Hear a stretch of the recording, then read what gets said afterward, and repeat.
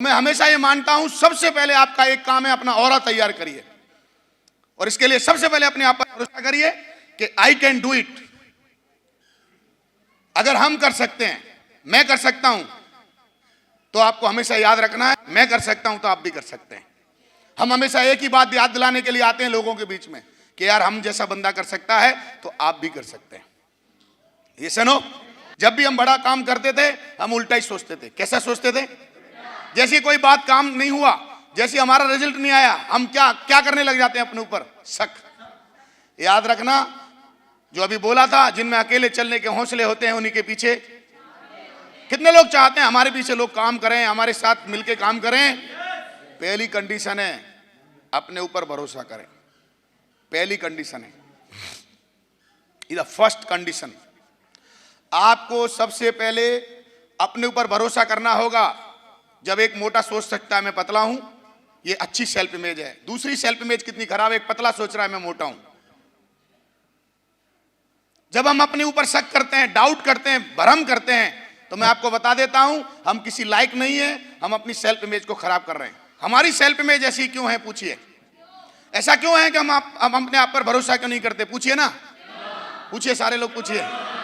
क्योंकि हम जन्म से लेके और अभी तक जो बड़े हुए हैं उसके पीछे कुछ घटनाएं हैं जिन्होंने हमें बनाया।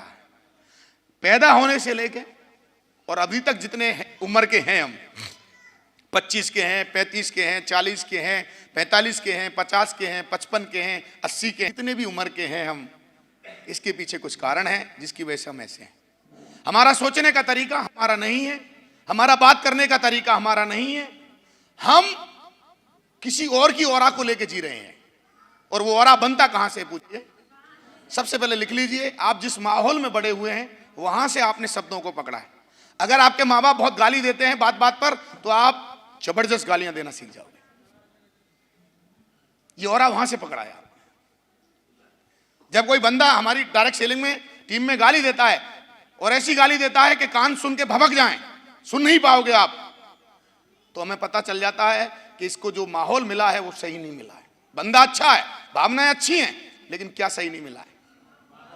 मैं हमेशा बोलता हूं, जहां पैदा होते हैं, एक गरीब के यहां पैदा होता है बच्चा, एक अमीर के यहां पैदा होता है, दोनों का सोचने का तरीका बिल्कुल अलग होता है। गरीब का बच्चा अलग तरह से सोचता है और अमीर का बच्चा अलग तरह से सोचता है। और इसका कारण केवल एक ही है, 3। एक तो उसको माहौल खराब मिला है जिसकी वजह से वो हमेशा अपने बारे में गलत सोचता है, गलत शब्दों पे काम करता है, बात बात पे गुस्सा करता है, छोटी छोटी बातों को ईगो में लाता है, छोटी छोटी बातों पे मुद्दा बना देता है। ये सुनो, लेकिन जब हम इस बिजनेस में आए, काफी लोगों के साथ रहे, यहाँ का बिल्कुल औरा अलग है, यहाँ की सोच बिल्कुल अलग है कि आपको हर इंसान को इज्जत देनी है, आपको हर इंसान को इज्जत देनी है।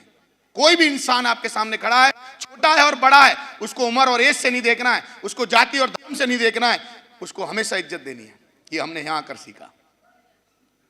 लेकिन हम जहां पैदा हुए वहां का माहौल कुछ और था। तो सबसे ज्यादा आपको बता दूं, आपको ऐसा किसने बनाया है? आपके माहौल ने। आप याद करिए, जब जब आप बड़ा करने की कोशिश करते हो, आपके जो इर्द गिर्द लोग रहते हैं, क्या वो आपको सपोर्ट करते हैं? क्या आपको बोलते हैं आप कर सकते हैं? कभी नहीं बोलेंगे, कभी नहीं बोलेंगे। पूछिए क्यों?